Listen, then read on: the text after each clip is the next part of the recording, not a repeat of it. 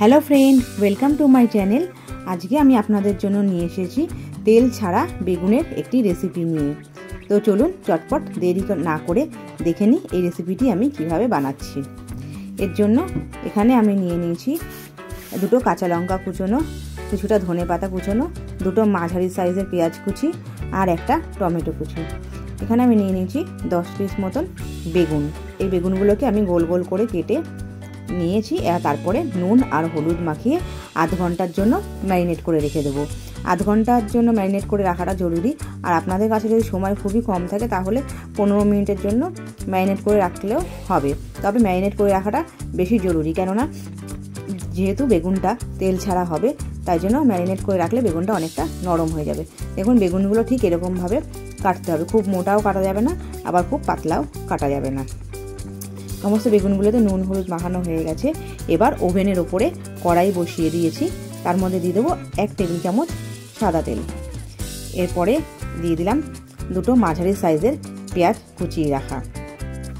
পেঁয়াজটাকে দিয়ে ভালো করে ভাজতে থাকতে হবে।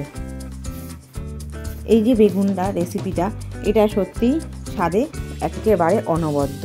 এটা খেলে আপনি বুঝতেই পারবেন না যে এই বেগুনের রেসিপিটার মধ্যে তেল একেবারেই নেই। দিয়ে দিলাম টমেটো কুচিটা আর দিয়ে দেবো কাঁচা লঙ্কা কুচি, দিয়ে ভালো করে একটু মিশিয়ে নেব।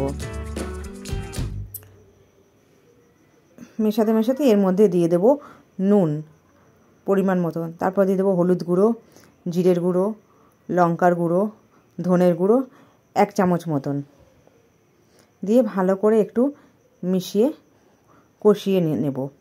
কষানো হয়ে গেছে, পেঁয়াজটাও ভালো করে ভাজা হয়ে গেছে আর মশলাটাও ভালো করে কষানো হয়ে গেছে। এরপরে আমি এর মধ্যে দিয়ে দেবো 100 গ্রাম মতন চিকেনের কিমা।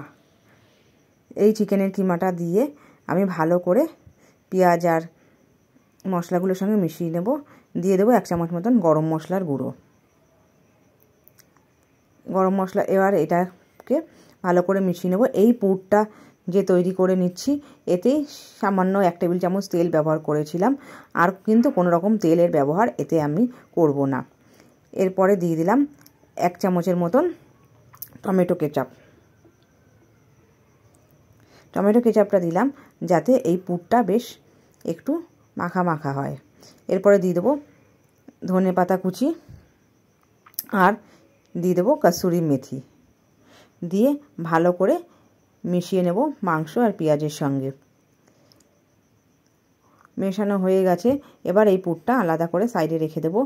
ওভেনের ওপরে কড়াই বসিয়ে সামান্য একটু তেল ব্রাশ করে নিলাম, যাতে বেগুনটা স্টিক না হয়ে যায়। একেবারে তেল ছাড়া বেগুন তো, তাই জন্য বেগুনটা যাতে কড়াইয়ের মধ্যে স্টিকি না হয়ে যায়, তার জন্য একটু তেল ব্রাশ করে নিলাম। দিয়ে এই ম্যারিনেট করে রাখা বেগুনগুলোকে এক এক করে দিয়ে দিচ্ছি। এর ওপরে দিয়ে দেবো এই পেঁয়াজ আর মাংসর যে পুরটা বানিয়ে রেখেছিলাম, সেটা আমি এরপরে দিয়ে দিলাম। সমস্ত বেগুনগুলোর মধ্যে পুর দিয়ে দেওয়া হয়ে গেলে এর উপরে দিয়ে দেবো আমি কিছুটা চিজ টুকরো করে রেখেছিলাম, সেই চিজের টুকরোগুলো ওপরে দিয়ে দিচ্ছি। চিজের টুকরোগুলো দেওয়া হয়ে গেলে আমি আর 1 পিস করে বেগুন যে রেখেছিলাম কেটে, সেই বেগুনগুলো দিয়ে ওপরে চাপা দিয়ে দেব। দেখুন এইভাবে ওপরে একটা করে বেগুন দিয়ে চাপা দিয়ে দিচ্ছি।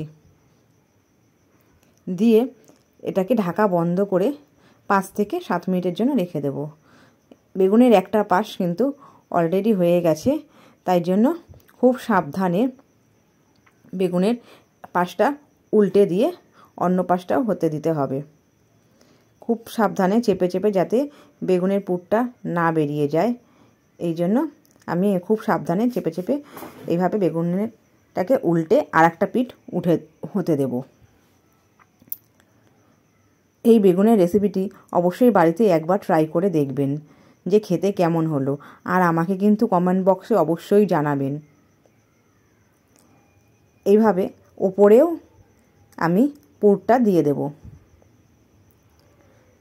যে পুরগুলো বানিয়ে রেখেছিলাম সেই পুরটা ওপরে দিয়ে দেবো, আর চিজের কিউবগুলো একই রকমভাবে যেটা বেগুনের ভেতরটায় দিয়েছিলাম ওপরেও এরকমভাবে সাজিয়ে দিয়ে দিলাম। বাচ্চারাও এই বেগুনের এই রেসিপিটি খেতে কিন্তু খুবই পছন্দ করবে। আপনারা এটা রুটি, পরোটা বা ভাত সব কিছুর সঙ্গেই খেতে পারেন। এইভাবে পুরটা দেওয়া হয়ে গেলে আরও 5 মিনিটের জন্য চাপা দিয়ে রেখে দেব। 5 মিনিট হয়ে গেছে, আমাদের কিন্তু বেগুনের রেসিপিটি একেবারে রেডি। বেগুনের রেসিপিটি হতে কিন্তু একেবারে সময় খুবই কম লাগে, আর স্বাদেও কিন্তু একেবারে অনবদ্য। দেখুন, খুব সফট আর খুবই সুস্বাদু। তাহলে আমাকে কিন্তু অবশ্যই কমেন্ট বক্সে জানাতে ভুলবেন না, আর ভালো হলে লাইক, শেয়ার, সাবস্ক্রাইব করতেও ভুলবেন না। ধন্যবাদ।